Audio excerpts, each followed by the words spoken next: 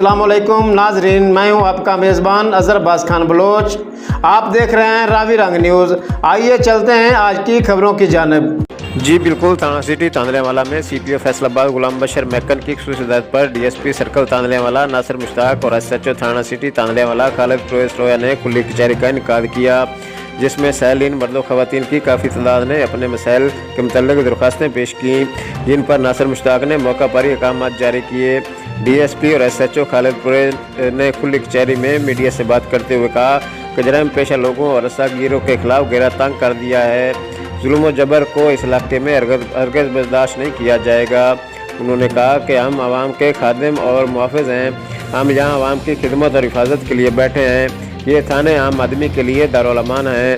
हमारे दरवाजे साइलिन की दादरसी के लिए हर वक्त खुले हैं। डीएसपी नासिर मुश्ताक ने कहा कि मेरे सर्कल के तमाम मुलाजमीन अपना किबला दुरुस्त कर लें। मैं हरगिज़ बर्दाश्त नहीं करूँगा कि मेरे सर्कल के किसी गरीब की इज्जत न मजरू हो।